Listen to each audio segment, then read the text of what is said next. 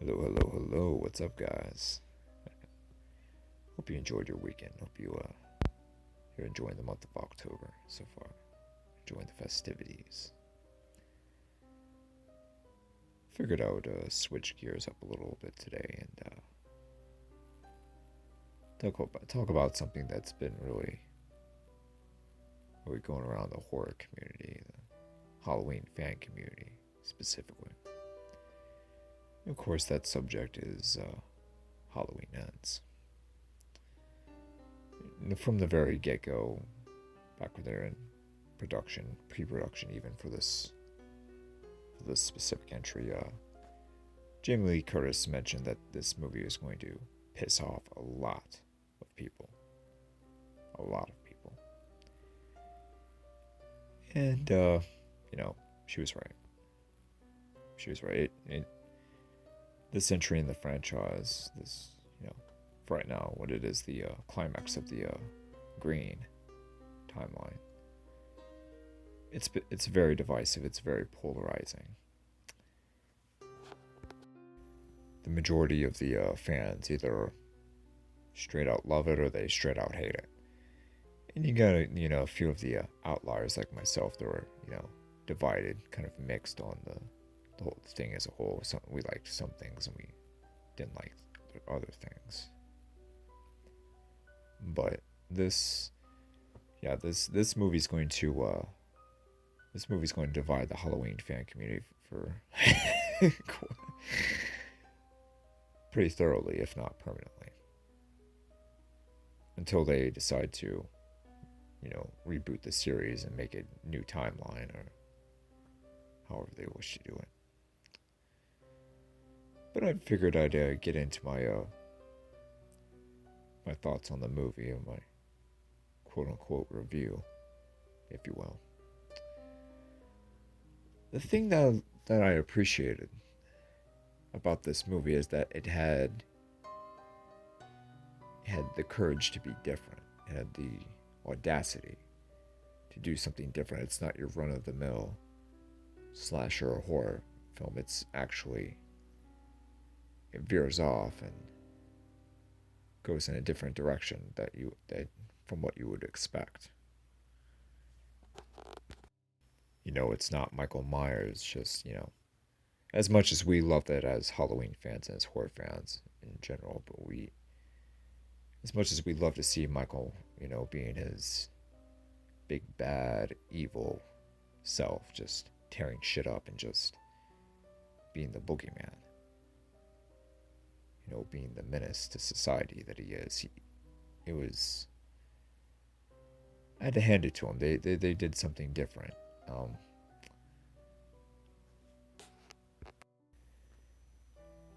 And what was funny was that before I was on IG, Instagram, social media, early on Friday, back when during the daytime before I saw it, and there were a lot of people trashing the movie. I mean, all kinds of people trashing the movie. I mean, it's horrible, it's this, it's that, it's worse than Rob Zombie's H2, it's worse than Halloween Resurrection, it's the worst movie ever made, blah, blah, blah, blah, blah, blah, right? And it seemed like it was the majority of people, like a substantial amount of people were trashing it. And it made me nervous to go see this. I'm like, should I? And it gave me pause for a little bit, I'm not going to lie. But I thought to myself, and I said, screw it. I'll go see it for myself and for my own opinions. I'm going to get rid of all my expectations, all my preconceived notions of what, I think this movie should be in, this movie ought to be in. I'll sit back, I'll observe, and I'll enjoy it for what it is. And I have to tell you, I was pleasantly surprised by the movie. I was very, very pleasantly surprised because it was so different from anything else in the franchise, and for that matter, anything else in the slasher genre. It was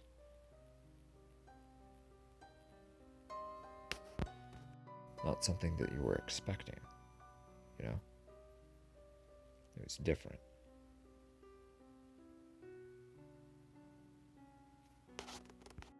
You know, the idea of showing this, you know, kind, sensitive, you know, unassuming young man, Corey Cunningham, just fucking go off the rails. It was more, wasn't all at once like it was with Michael back when he was a child. You know, it was a progression, but showing how someone that was so, you know, innocent and vulnerable just turned into a monster slowly. It was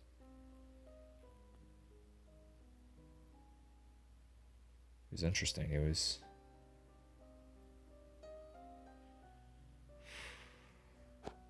truly unique. You know, having that being the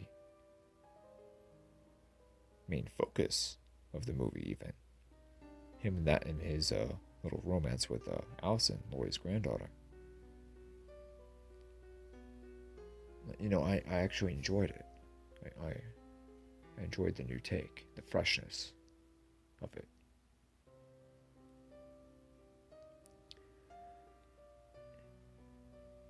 And what I also liked was Laurie's progression as a character, her evolution. Because, you know, in the original, she goes from this, you know, kind of, you know, reserved, awkward young woman into, you know, Halloween 2018, she's Sarah Connor, she's going to blow your damn head off. And continuing to kill us, she's just, you know, a big mess. And then, now and then, she feels much more like you would expect for Laurie Strode to be, as in getting up there in age, being elderly, being, you know, coming at peace and at terms with her life, facing her trauma, mastering her trauma, moving on with her life. And it's interesting because in the original, John Carpenter intended for Michael Myers to be this sort of archetypal character, this personification of death, evil, you know. He didn't intend for there to be any, you know, subtext or anything like that. It was just, you know, evil going after doing what it does and disposing of people. But with this one, it seemed like not just with Halloween Ends, but with the sequel trilogy in general, that David Gordon Green used Michael as a sort of a metaphor for Laurie's own inner turmoil, her trauma. You know, it seemed like him being weak in this specific entry sort of coincided with Laurie coming to terms with her trauma, Laurie mastering her inner demons and moving on with her life. And it was almost like David Gordon Green was using him as a metaphor for her. Like he's a metaphor for her own inner demons, her own inner trauma. And his strength is linked to that. It was almost like there was a sort of quasi-energetic connection between the two, like a synthesis between the two of them. You know, we come to find out from Kills and from Ends that Michael is in fact an energy vampire. He feeds on the life force of his victims. So it, you know, keeps him going, makes him strong, makes him strength, gets him stronger over a period of time. And it was almost as if he was being, like in a metaphorical sense, he was being used as a metaphor for her trauma, but he was also feeding off of her own inner turmoil as well. Like she was his main fuel of strength, because once there was nothing left for him to feed off of from her, he just he just collapsed. I mean, I know that David Gordon Green intended for him to be human in this sequel trilogy, but it was interesting because it didn't seem like he was human at all in the 2018 or Kills, for that matter. In Kills, he was an unstoppable killing machine. Nothing could stop him. He was just doing whatever he wanted. He wanted killing whoever he wanted, whenever he wanted, wherever he wanted. Now all of a sudden, that Laurie is finally living her life on her terms, facing and coming to terms with their own fear, her own trauma, and he just loses his power, even though he kills a few people. And this one gets some strength back from their life force. He's a shadow of his former self. I really do believe that it's due to an energetic connection between him and Laurie. This is just my opinion, but if you really watch the whole sequel trilogy and you pay attention, it becomes apparent. And I don't know if that was what David Gordon Green was aiming for, but it's obvious once you stop to think about it. I was just thinking about this yesterday morning. I thought to myself, Michael is linked to Laurie somehow because he's no longer strong and she's healing herself. But yeah, that was something I noticed yesterday morning when I was thinking about the movie. And I have to say, another thing that I did like was the kills in this movie. It's not a smorgasbord like Kills is, or it's not even the same as 2018. It's much more toned down, much more, held back in this one, but the kills are pretty good, I must say. The DJ getting it from Corey was I mean, people in the theater were just going bonkers over that one. They were laughing their asses off at that one. And that was that was a good kill. That was a good one. I also like the sequence with Corey and Michael going to the doctor's place and taking care of the doctor and the nurse. That was a good one too. I really like the music that was used in this movie as well. I like the little Johann Sebastian Bach, Toccata and Fugue in D minor. There at the beginning. I like the opening sequence as well, the DJ. And of course, Don't Feel the Reaper playing at the end in Slide. I like that as well. It's a good send off.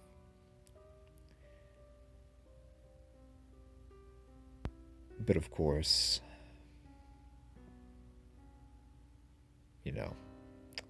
the big elephant in the room, the big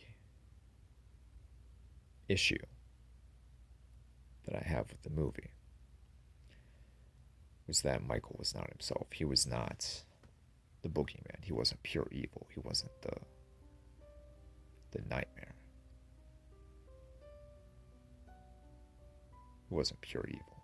He wasn't himself in this movie. He was weak. I mean, I get what... Now that I was thinking about it, I got what David Gordon Green was alluding to, with Michael being not just energetically linked with Laurie, but being a metaphor for her own fear and her turmoil. But good God, if you're going to close out a franchise with such an iconic villain, an iconic character, your moneymaker, your main man, for God's sake, have him be at his best. His absolute best. even more so than, even stronger than he was in Kills. Have your man be at his best, man. Have him be that darkness, that evil, that mystery, that death, that pure evil, that boogeyman, that reaper.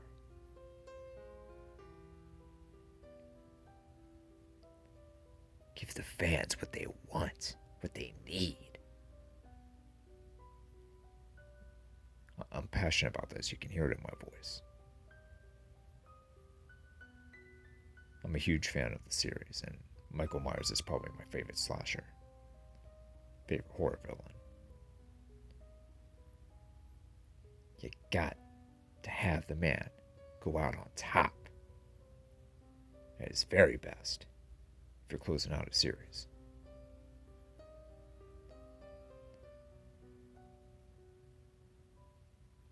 Have him be at his best for the climax of the movie. Have the climax be something breathtaking, something we haven't seen before.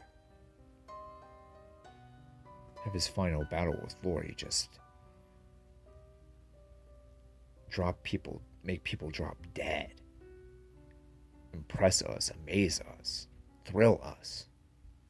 Make us afraid again, make us fear again.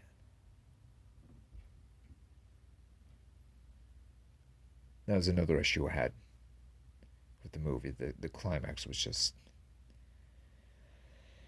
It was just lackluster. I mean, I know, again, I get that David Gordon Green was using Michael as, sort of metaphorical, in a metaphorical sense. He was a human in this. But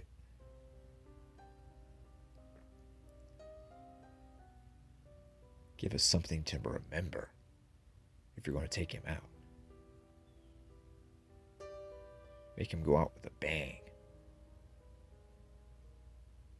Make him go out and be at his best, at his peak. He's the boogeyman. The GOAT. When the characters are started at all. He's an icon. You gotta pull the trigger there and give the fans what they want with that. I mean, I don't... That was the only... Yeah, that was disappointing. I'm not gonna lie. That was disappointing. Have us say goodbye to him in the proper way. The right way. The franchise the right way.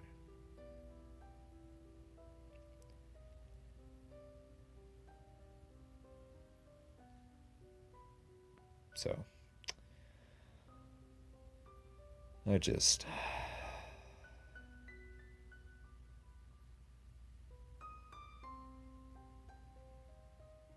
wish the ending was different, that's all.